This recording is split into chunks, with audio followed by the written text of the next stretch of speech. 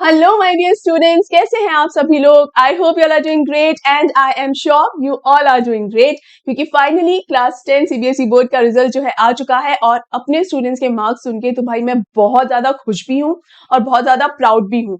जब मैंने आप लोगों के मार्क्स सुने ना, तो मुझे इतनी खुशी हुई कि फाइनली पूरे साल भर जो मेहनत आप लोगों ने की है उसका इतना बढ़िया रिजल्ट निकल कर आया है। So I am so happy and many many congratulations to everyone. Now I am sure कि बहुत सारे स्टूडेंट्स ने तो बैंड बाजा बजा के अपने रिजल्ट को सेलिब्रेट किया होगा, मिठाइयाँ खा के खिला के सेलिब्रेट किया होगा। बट ऐसे और भी बहुत सारे स्टूडेंट्स हैं जिनका रिजल्ट उनकी उम्मीद के हिसाब से नहीं था।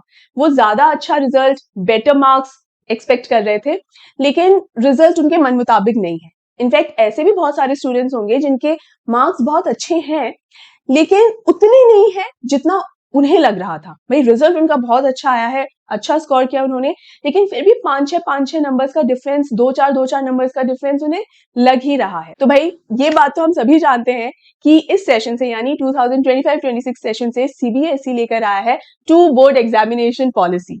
एंड आई मस्ट से ये बहुत ही बेहतरीन कदम है सीबीएसई की तरफ से, क्योंकि सीबीएसई आपको एक सुनहरा मौका दे रहा है, एक गोल्डन अपॉर्चुनिटी दे रहा है कि आप स्टूडेंट्स जो है क्लास 10th के, वो अपनी परफॉर्मेंस को इम्प्रूव कर सकते हैं, अपने मार्क्स जो है वो और इम्प्रूव कर सकते हैं, बेहतर कर सकते हैं। और उसी के लिए ये जो सेकंड फेज होने वाला है एग्जाम का, उसका मौका अब आ चुका है। यानी पिक्चर अभी बाकी है मेरे दोस्त, ये दी एंड नहीं है। तो अब जब आपका रिजल्ट आ चुका है, अब आपके दिमाग में पिक्चर क्लियर हो गई होगी कि आपको ये जो सेकंड फेज एग्जाम है वो देना है या नहीं देना है। ऐसे बहुत सारे स्टूडेंट्स होंगे जो भले उनको लग रहा होगा कि हाँ मार्क्स ठीक ठाक से हैं, इतना ज्यादा इंप्रूव नहीं भी करेंगे तो क्या दिक्कत है, चलेगा। लेकिन बेटा क्या होता है, अभी तो आपको लगता है चलेगा, क्योंकि क्या होता है, आपने पूरे साल भर बहुत ज्यादा मेहनत की होती है, फिर एग्जाम में रात को जाग जाग कर आप लोग बहुत सारी मेहनत कर रहे होते हैं। तो एक टाइम के बाद क्या होता है, एग्जॉस्ट हो जाते हैं बुरी तरह, और सब लोगों की ना बस हो चुकी होती है कि भैया अब बस हो चुका है।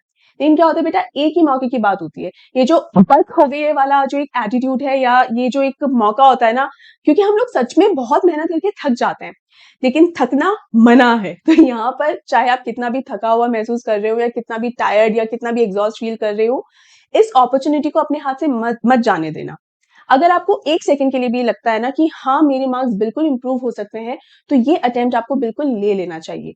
ये पूरी की पूरी वीडियो इस अटेम्प्ट के बारे में ही है कि किस तरीके से ये जो सेकंड फेज होने वाला है बोर्ड एग्जामिनेशन का, तो कौन कौन से स्टूडेंट्स हैं, मतलब एलिजिबिलिटी क्राइटेरिया क्या है कि कौन से स्टूडेंट्स इस एग्जाम को दे सकते हैं, फीस स्ट्रक्चर क्या होगा, टाइम ड्यूरेशन क्या है, इन सभी चीजों के बारे में जानेंगे। और सिर्फ रेगुलर कैंडिडेट्स के बारे में नहीं, बल्कि प्राइवेट कैंडिडेट्स के बारे में भी जानेंगे कि उनके लिए क्या प्रोसीजर रहेगा, और उन स्टूडेंट्स के बारे में भी जानेंगे जो कंपार्टमेंट कैटेगरी में आते हैं, यानी जिन्हें कंपार्टमेंट की तरह इस पेपर को देना है, राइट।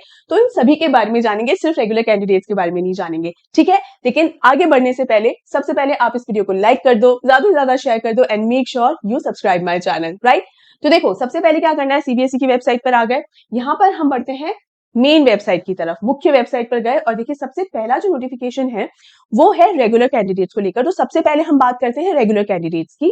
तो पहला नोटिफिकेशन जब हम ओपन करते हैं, तो देखो जो कि कब रिलीज हुआ है, 15 तारीख को ही रिलीज हुआ है, जिस दिन आपका रिजल्ट आया उसी दिन, ठीक है। तो यहाँ पर देखिए ये पूरी डिटेल यहाँ पर दी हुई है आपके एग्जाम को लेकर। अब देखो यहाँ पर examination fee payment for first phase, मतलब जिन स्टूडेंट्स ने फर्स्ट फेज के अंदर अपने नेम सबमिट करवा दिए थे, उन स्टूडेंट्स को अब फी देनी है, राइट। अब ये फर्स्ट फेज कब था बेटा, मार्च में था, 31 मार्च लास्ट डेट थी। ये वो कैंडिडेट्स थे जिन्हें पक्का पता था कि भाई हमें अपने इंप्रूवमेंट पेपर देने ही है ना। रिजल्ट जब आएगा तब फाइनल डिसीजन हम ले लेंगे कि भाई एग्जाम देना या नहीं देना, लेकिन नेम्स तो सबमिट करवा ही देते हैं। तो जिन कैंडिडेट्स ने ऑलरेडी अपने नेम्स मार्च के स्लॉट में ही सबमिट करवा दिए थे, अब उन्हें सिर्फ फी सबमिट करनी है, ठीक है, सिर्फ फी डिपॉजिट करवानी है।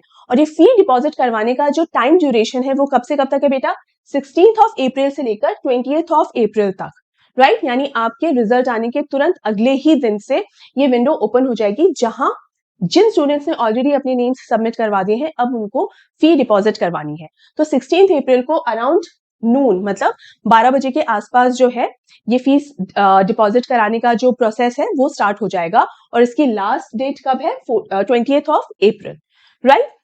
अब जिन कैंडिडेट्स ने मार्च के अंदर अपना नेम नहीं दिया था कि भाई पहले हम रिजल्ट देख लें उसके बाद डिसाइड करेंगे कि हमको इंप्रूवमेंट पेपर देना भी है या नहीं देना है, तभी हम डिसाइड करेंगे, तो आप में से जिन भी स्टूडेंट्स को अब लगता है कि नहीं भैया हमें इम्प्रूवमेंट की जरूरत है और हमको अपने नेम्स ना सबमिट करवाने हैं, मार्च में तो नहीं सबमिट करवाए लेकिन अब वो सबमिट करवा सकते हैं, तो ऐसे कैंडिडेट्स जिन्होंने मार्च में अपने नेम्स को नहीं दिया था वो अब अपने नेम सबमिट करवा सकते हैं और अब फीस दे सकते हैं।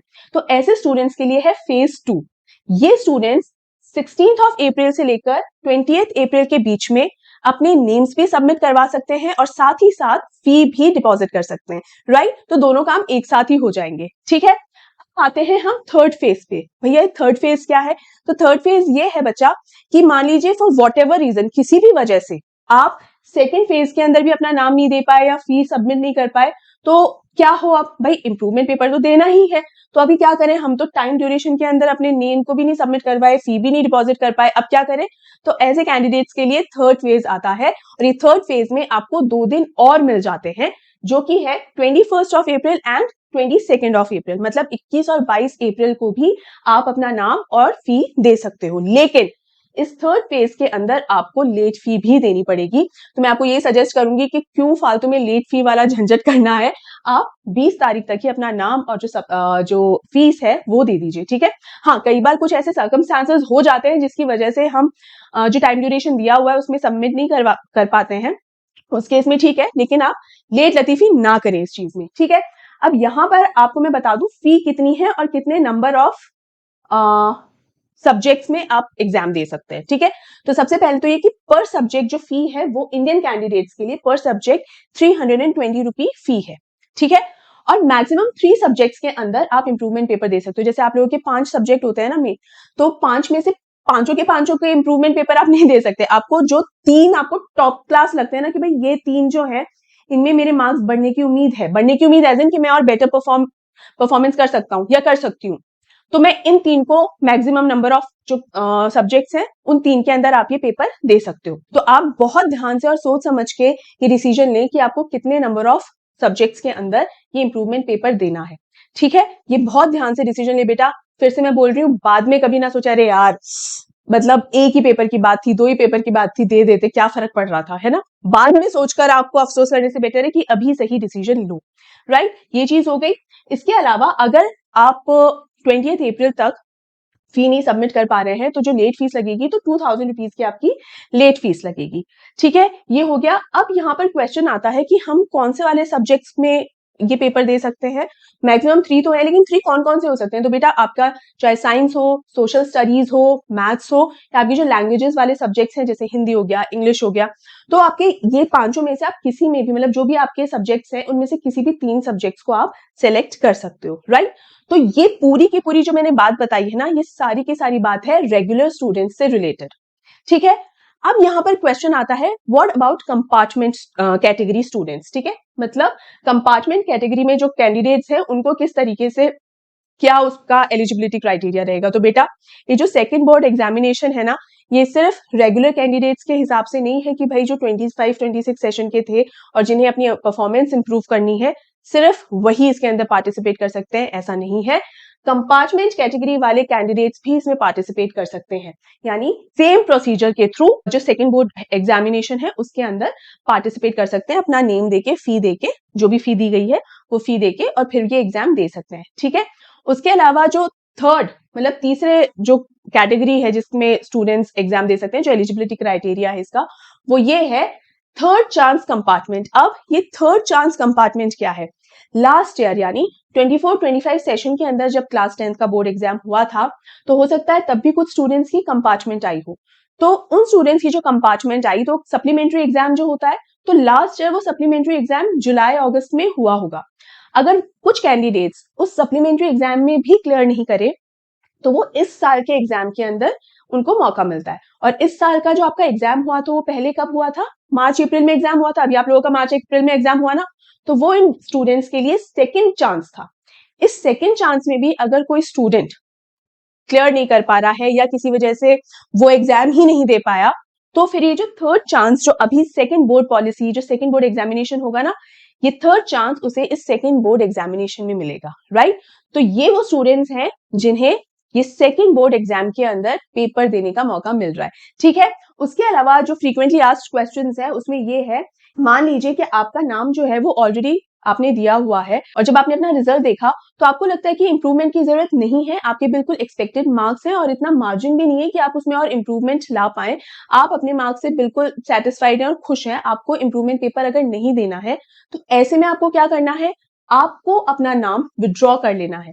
अगर ऑलरेडी आपने अपना नाम दे दिया है और आपको इंप्रूवमेंट पेपर में नहीं जाना है, इंप्रूवमेंट पेपर यही सेकंड बोर्ड एग्जाम जो है उसमें अगर आपको नहीं अपेयर होना है तो मेक श्योर आप अपना नाम वापस ले ले, ठीक है, विड्रॉ करवा ले अपना नाम।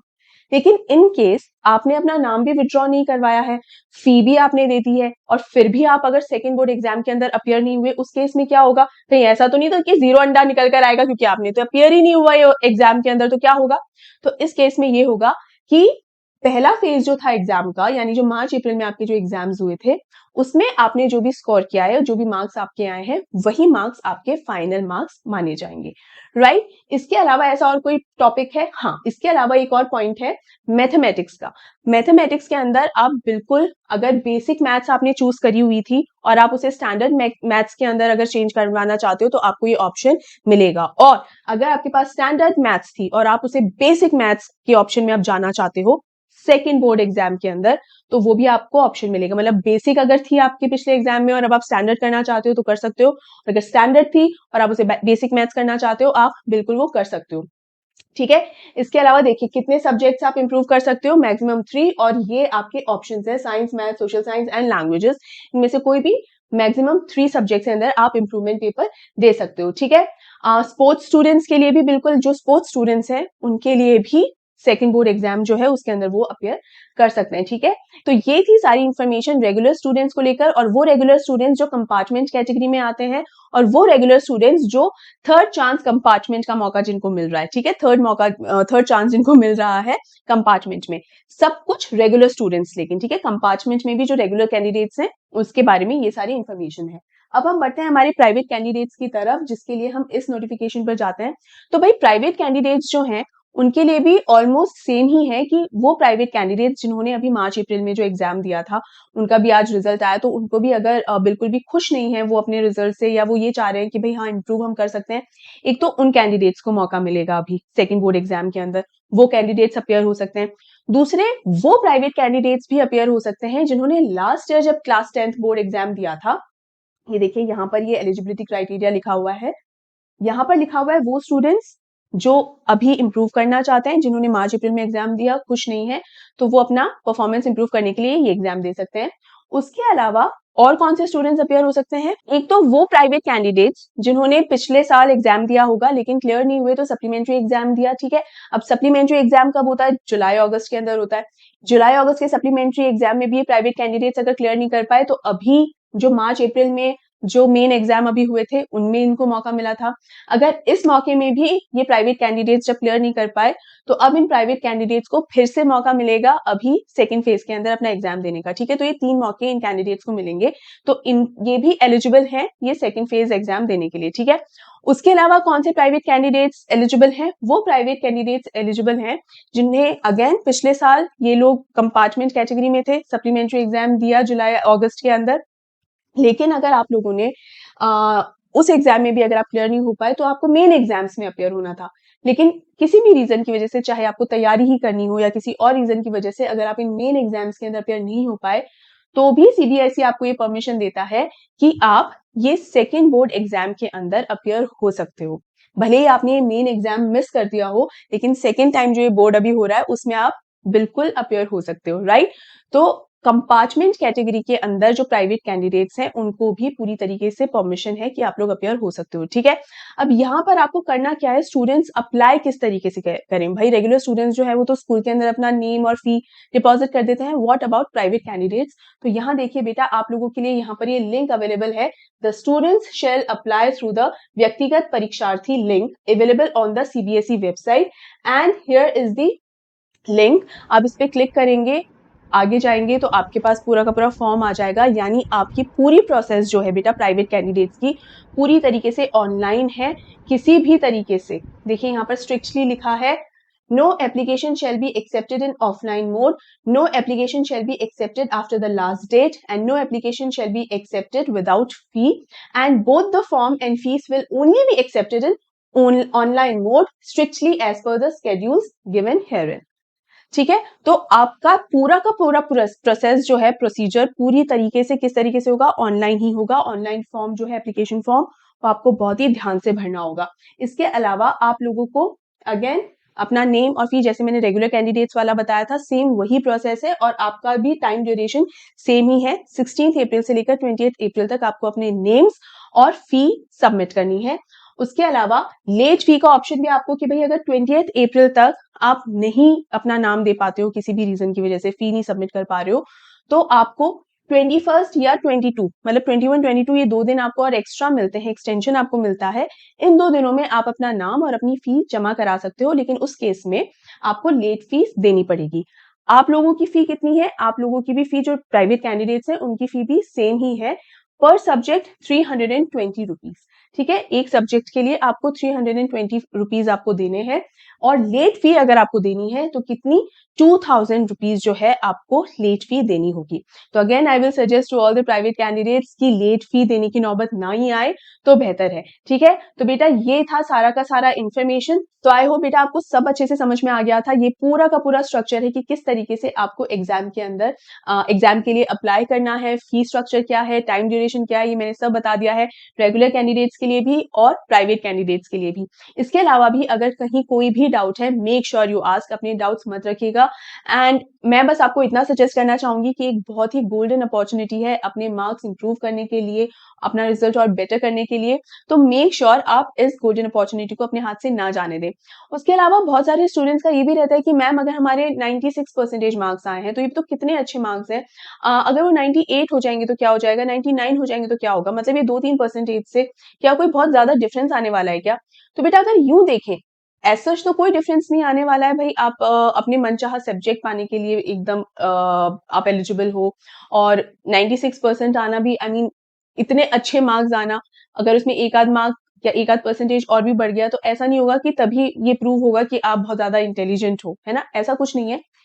ये इम्प्रूवमेंट जो होते हैं ना, इम्प्रूवमेंट पेपर्स, ये और किसी को प्रूव करने के लिए नहीं होते। देखो, एक तो उन कैंडिडेट्स के लिए होते हैं कि जिनका कई बार होता है ना कि किसी वजह से पेपर बिगड़ गया, कई बार तबीयत ही खराब हो जाती है, या कई बार आप ना वो दिन आपका नहीं होता जिसकी वजह से आपका पेपर अच्छा नहीं गया, खराब हो गया।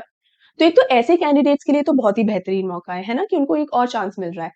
लेकिन कई बार आप अपनी खुद की लिमिट्स पे टेस्ट करते हो कि लेट्स सी क्या आप और बेटर कर सकते हो। आपने 95 मार्क्स तक स्कोर कर लिए, क्या आप इसमें और बेटर स्कोर कर सकते हो? तो आप कई बार सिर्फ खुद के लिए अपने आप को टेस्ट करते हो, आपको किसी और को नहीं जताना है ये। तो जब आप ये सेकंड टाइम, ऐसे कैंडिडेट्स, ऐसे स्टूडेंट्स जिनके बहुत अच्छे मार्क्स आए हैं, फिर भी वो सोच रहे हैं कि हाँ शायद मार्जिन है, हम और इम्प्रूव कर सकते हैं, तो पेपर दें या नहीं दें, 4-5 नंबर से क्या ही फर्क पड़ जाएगा। स्पेशली ऐसे कैंडिडेट से मैं ये कहना चाहूंगी कि बेटा हर बार ना ये सोच करनी कि यार 5 नंबर से क्या ही फर्क पड़ जाएगा, बिल्कुल कोई फर्क नहीं पड़ने वाला, क्योंकि ये कोई कॉम्पिटिटिव एग्जाम नहीं है। कॉम्पिटिटिव एग्जाम में तो पॉइंट्स में भी डिफरेंस आ जाता है, लेकिन सिर्फ अपने आप को टेस्ट करने के लिए, जैसा कि मैंने बताया, इसलिए भी हम कई बार एग्जाम देते हैं। तो अपना खुद का दिमाग लगाइए, खुद सोचिए कि आपको क्या करना चाहिए ऐसी सिचुएशन के अंदर। हमेशा, I mean don't always wait for the advisers, है ना, कि वो कहेंगे तब हम ऐसा करेंगे, नहीं। क्योंकि अब आप सीनियर क्लासेस में जाओगे तो धीरे धीरे रिस्पॉन्सिबल बनना भी सीखिए, धीरे धीरे कुछ ऐसे जरूरी डिसीजंस को पूरी रिस्पॉन्सिबिलिटी के साथ लेना सीखिए, है ना। और हर बार इजी गोइंग मत हो जाइए, मतलब डोंट गो इजी ऑलवेज, है ना। जरूर ये सोचिए कि आपको क्या करना चाहिए, क्या खुद को एक बार और टेस्ट कर लेना चाहिए।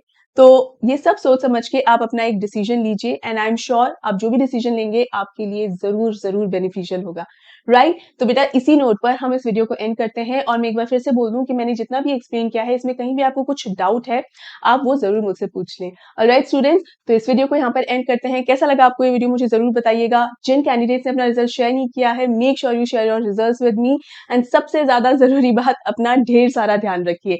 Alright students, good bye and take care.